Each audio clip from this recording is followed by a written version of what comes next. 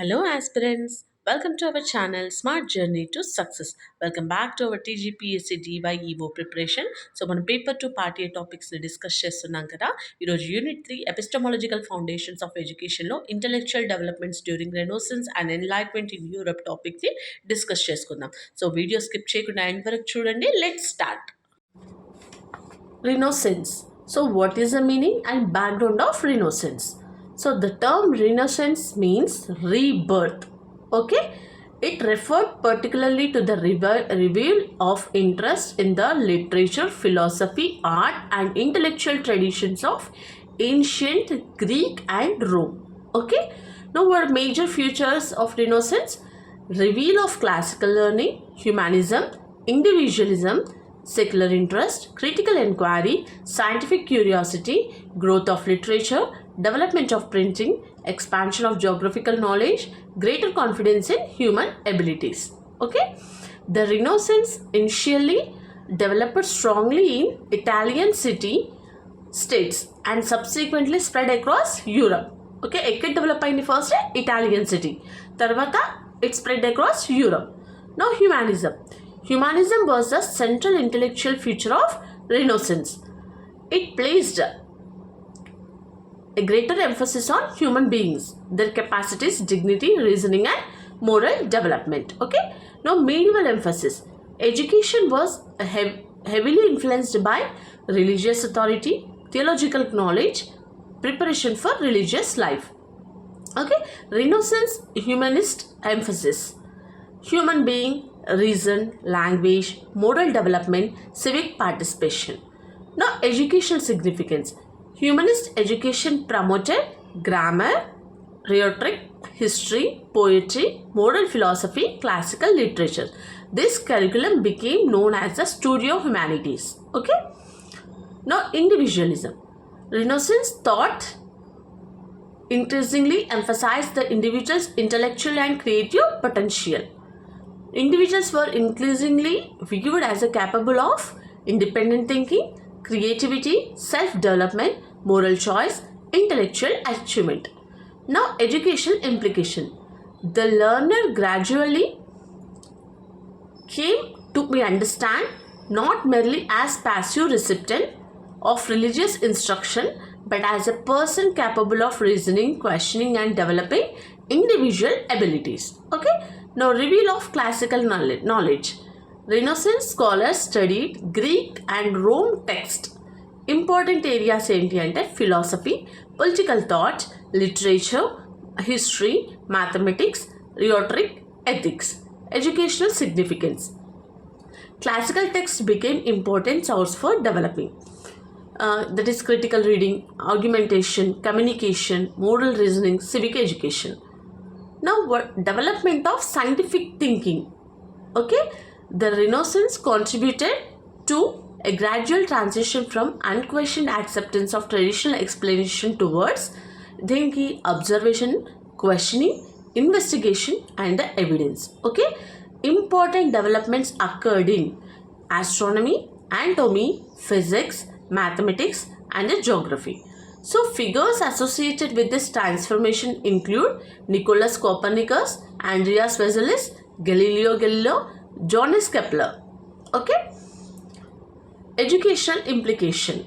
Knowledge increasingly came to be associated with observation, evidence, and the reasoning. So, rather than simply accepting established authority, okay, ante uttiga accept chese badalu observe chesi evidence and the reason. Okay. Like printing revolution. The development of Johannes Gutenberg's movable type printing press in Europe during the 15th century transformed the circulation of knowledge. Okay. Effects. Books become easier to reproduce. Literature gradually expanded. Ideas circulated more rapidly. Classical texts became more accessible. Now, religious and political debates expanded. Educational materials became more widely available. So, what is educational significance? Printing helped move education from an exclusively manuscript-based culture towards a broader print culture. Okay, the Renaissance and secularization. Renaissance intellectual life expanded behind exclusively religious subjects. History, literature, politics, art, science, geography, philosophy. This contributed to the gradual development of secular intellectual spaces. Now, an important distinction. Secularization is not equal to rejection of religion. అని కాదనమాట. Okay, it means that intellectual and social life increasingly developed areas that were not completely controlled by religious authority. Okay, now Renaissance and education. Traditional tendency. Education largely emphasized religious texts, theology, memorization, and the authority. Now, emerging Renaissance tendency. Education increasingly emphasized classical literature, language, human development, critical reading, moral reasoning, civic participation, individual abilities. Thus, the Renaissance contributed to the emergence of human-centered education. Okay? Now, what is enlightenment? Enlightenment అంటే ఏంటి? మనం ఇందాక Renaissance and enlightenment చెప్పాం కదా. Enlightenment అంటే ఏంటి మరి? The enlightenment was an intellectual movement that emphasized reason, evidence, freedom, critical inquiry. Okay, it challenged the unquestioned authority of traditional instructions and encouraged individuals to use their own intellectual capacities. So ikkada Immanuel Kant famously characterized enlightenment in terms of humanity, movement towards intellectual independence and the courage to use one's own reason. Idu evaru chepparu? Immanuel Kant. Major characteristics of enlightenment. First is rationalism. Reason become an important basis for examining knowledge, society, government, religion, education, morality. Educational implication. Students should merely memorize established conclusions. They should be encouraged to question, analyze, reason, conclude. Now, empiricism. Empiricism emphasized experience and observation as important source of knowledge.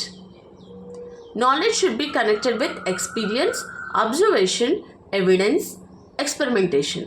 Educational significance ఏంటంటే it encouraged teaching approaches involving observation, demonstration, experiment, and the activity. Experience. These contributed to the development of modern scientific education. Now, John Locke. John Locke was highly influential in modern educational thought. His philosophy emphasized the role of experience in the formation of knowledge. His famous concept of the mind as tabula rasa, okay, suggested that experience plays a major role in shaping the developing individual. Educational implications and experience is important in learning. Environment influences development. Education plays a major role in character formation. Learning should consider the learner's developmental stage. Jean-Jacques Rousseau criticized highly artificial and authoritarian approaches to education. His educational philosophy, particularly in Emile, emphasized that is natural development, child-centered education, learning through experience, freedom within the education, development according to stages, respect for the learner's nature. Now, key educational shift ఏంటి? Teacher-centered నుంచి learner-centered వరకు.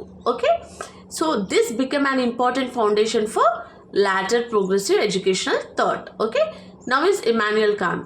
Kant connected enlightenment with independent use of reason. So, what is the educational significance? Education should help individuals become rational, autonomous, morally responsible, capable of independent judgment. Thus, education should develop autonomous thinkers, not merely obedient followers. Okay? Voltaire strongly advocated freedom of thought, freedom of expression, religious tolerance, criticism of dogmatism. Educational significance. Education should encourage intellectual freedom, questioning, tolerance, critical thinking. Montesquieu contributed to political thought through his ideas concerning the separation of powers. Educational relevance ఏంటంటే his ideas, every Montesquieu ideas contributed indirectly to civic education by emphasizing constitutional government, checks and balances, political liberty, responsible citizenship. Enlightenment and the idea of progress. So, Enlightenment thinkers often believed that human society could improve through reason, science, education, institutional reform. So, education therefore became increasingly associated with social improvement, human development, citizenship, rational public life. Now, Enlightenment and the education. So, the Enlightenment strengthened several modern educational principles. The first one is education and reason. Now, next is education and freedom, education and equality, education and citizenship, education and scientific thinking. Now, from European modernity to colonial education, the colonial transformation. A major issue arises when European intellectual developments are considered in relation to colonialism. European powers expanded their political and economic control over Asia, Africa, and other regions. So, education became one of the instruments through which colonial governments could establish administrative systems, spread European languages, promote European cultural norms, produce colonial intermediaries, reorganize indigenous institutions, create particular forms of knowledge about colonized societies. Therefore, modern education and colonial education should not be treated as identical, but their historical relationship must be critically examined.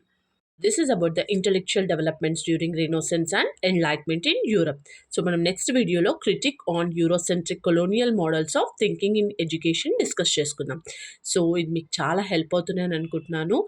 For daily videos, please like, share, and subscribe my channel. Thanks for watching.